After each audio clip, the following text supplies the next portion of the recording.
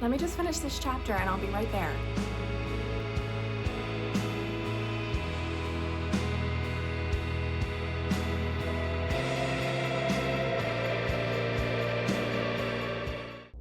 Hi, my name is Sarah and welcome to The Faded Shelf.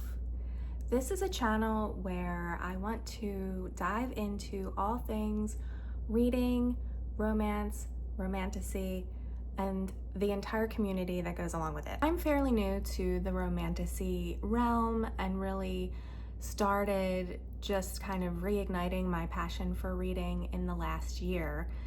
Around Christmas, I decided that I was scrolling too much on my phone, just looking at Instagram and Facebook and all of the other things and not really engaging much in what I was already looking at. I was getting bored and I'm like, I need to do something more with my time. And I didn't want my daughter to sort of see me always scrolling on my phone. So I thought, let me start reading more. I have friends who read a lot and have Kindles, and we're talking about all of these books that they were reading. I had no idea what they were talking about. It was like, oh, this dragon or this man with wings, he's 6 feet tall, he has all these muscles, and there's this and there's that, and this realm and that realm, and I'm just like, what are you guys even talking about? And they just kept telling me that I had to read these books and it's all they ever did and they're obsessed. So I was always a reader, but not consistently, and I didn't really know where to find books that would intrigue me other than recommendations from friends and things.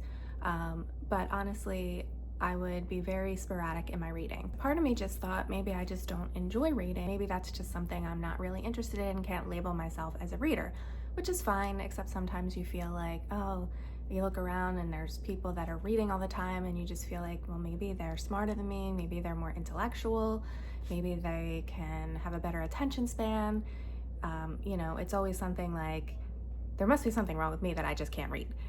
I've always been a lover of romance and fantasy and whimsical, themes, but more so really in the realm of movies. So I'm a big movie buff. I went to school for film, and a lot of what got me into wanting to be in film are the romance movies and stories that I grew up with. Some of the movies that really impacted me in my youth were Shakespeare in Love, and that is really one that stands out in my mind. I remember in film school that was really one of my inspirations, and it was the epic sort of love story between Shakespeare and his love. And I remember just watching that film and looking at how they portrayed this great love story and how he would look at her in that movie, and it just sparked something in me that said, this is a world that I want to be in, and I want to be, even though we can't fall into some of these stories in real life, we're lucky if we find someone who fills a lot of those buckets, and I did, by the way. But it's these fantastical stories and the intensity of the love and the passion that they have, and in my mind, being in some of these stories or being in the film realm and being able to work on sets and be in that sort of fantasy world of making movies is sort of what drew me to that. So with movies like Shakespeare in Love, as I mentioned, and then some of my other favorites were Romeo and Juliet with Leonardo DiCaprio and Claire Danes, even My So-Called Life, Benny and June, 10 Things I Hate About You, series like Buffy and Vampire Diaries, and then some of the darker romances like Heathers and Lost Boys even. So I always look back and I think, well, they weren't always the most stable of men. This could be the start of loving enemies to lovers or morally gray men, all the things. It always starts, I feel like it starts at a young age with some of these darker desires, we'll say. So that's what got me into really looking more into the film world. And of course, most of the things that I fell in love with were also books or come from a literary world. So it really makes sense that then, you know, a little bit later I read Twilight. Of course, that was a huge one. 50 Shades of Grey. I mean, these are just a few like really blockbuster that, you know, maybe aren't even considered any good at this point, but it was a stepping stone into that sort of world in reading. But I didn't stick with it, and it just sort of, that passed me by. Didn't really think much of it again until recently. Now it's time to pick a book. I get my Kindle. Now this is my Kindle. This is my cover. It looks like my cat. I had this cover before I actually had my cat, so I think it was fate. And you know, it's nice. It's a good size. I have my little Cobra Kai. That's one of my favorite shows with my family, my daughter. Now what am I gonna read? So it's a very overwhelming feeling, I think, when you decide you do want to read something. How are you going to choose what to read? There's so many options. Now, especially with Kindle, I decided to do Kindle Unlimited, and there's an array of endless choices for me to choose from. Thankfully, my friends had already been immersed in this world for some time, and they recommended that I start with The Fourth Wing. It really is true that you don't know what you don't know until you know it. And I had no idea what The Fourth Wing was, or the world that it had already taken over, and the immense popularity that it already held. So I'm a little late to the game, but really coming from this as a new reader, there's gonna be a lot of us out there who, even though all of these things have been around forever and everyone seems to already know everything, there's a lot of us who don't. And I think it's gonna be fun to connect with people who are also, like myself, newer to the community, that we can share in growing together and discovering together. And even for those who have been in this community for a long time, it will be fun to discover things or rediscover things through the eyes of a newcomer. So in January, I start reading The Fourth Wing. That's my first book. And I think it probably took me maybe less than a week. And I do have quite a good amount of time to read. So even though I wouldn't consider myself a fast reader by any means, I know some people can read a book in a day, and maybe I could if I actually had the whole day to read, but usually I do read in the mornings or at night, and I have a job that is very flexible, and when I'm at work, I'm an esthetician, so if I don't have appointments, I can read at work, or I travel for work sometimes, so if I'm traveling, if I'm on an airplane, if I have a day off, I mean, I do have a lot more time probably than some people to read, which is nice. But generally it takes me a few days, you know, to read some of these books once I get really into it, or maybe up to a week. So now I'm reading The Fourth Wing, and I'm completely immersed. I'm completely falling in love, and I'm now completely obsessed. It dawns on me that maybe I am a reader. Maybe I just haven't been reading the right books. And guess what?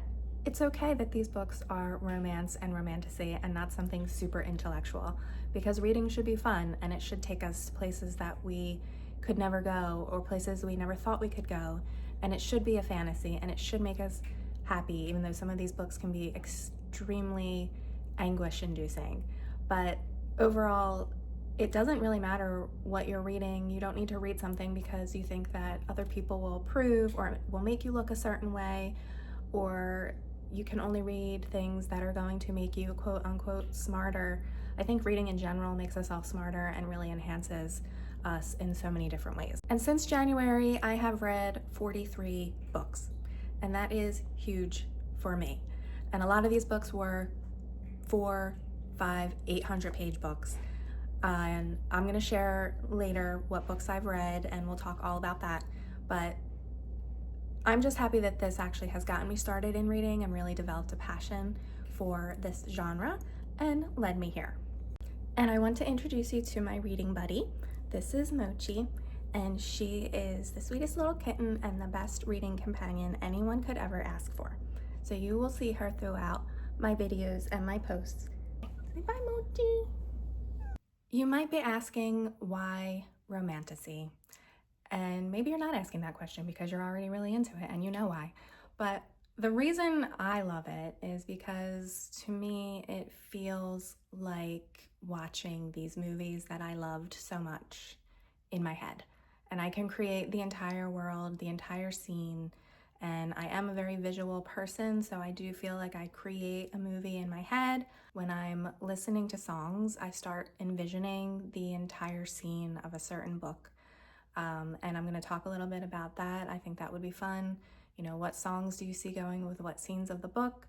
And that's something I love about a lot of the AI creators, creating these visual outlets for the scenes that we really love, or at least the characters, which is another recommendation I have. So if you aren't someone that can come up with the vision of a character by yourself, or you just prefer having a very solidified visual, there's so many AI creators who create visuals for all of your favorite characters, and I enjoy that.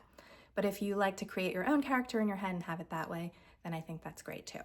But I love the idea of being able to envision all of these great stories in my head and really creating a cinematic view of a book. I love the slow burn romance, the tension, all the different tropes, enemies to lovers, you know, forbidden romance, all the things. And I love the different worlds that it creates. You can have things set in the real world, you can have a fairy world, you can have a dragon world, you can have a more horror-based world, you can have castles. Any theme, idea, world that you can think of can be incorporated, and I just absolutely love that. And if you're thinking that people who read romance books or romantasy books have no lives, and you feel like, well, I should be having this relationship in real life, or they don't have a relationship in real life, that is not true. I am very, very happily married, and if anything, I feel like reading these types of books actually helps strengthen relationships. You remember that you want to create this situation in real life, or that you have this person that this is how you should treat them, not in every situation, obviously, with every book, but you should keep up that passion, that romance, and that obsession with your partner. And I think that for me, it's strengthened our relationship in a lot of different areas. And I don't think it's something to be ashamed of or feel that you are lacking or feel that someone else is lacking if they are reading these types of books. It'll be fun to get my husband on here and talk about different books or talk about different things, because seeing it from a male point of view who lives with people that read these books, I think will be interesting, as well as just a male perspective in general could be interesting. And I hope to also talk with friends and people who are in the community about the different tropes, the psychology behind them, the different stories, why we love them, why we hate them, all the things, and really deep dive into the world of reading. So that's my story, and I hope that this helps to entice some people to read, make it feel less intimidating and more exciting. And if you are new to reading, or if you've just started, or if you've been reading forever, let me know what books hooked you in or have inspired you to start reading, or what was the first book that made you become obsessed with romance or romantasy. Drop that in the comments and let's start a conversation. Please hit subscribe and notifications. You can follow me at The Faded Shelf on Instagram and TikTok, and I really look forward to all of the community that we're going to build, and I really want you to come read with me. I'll see you next time.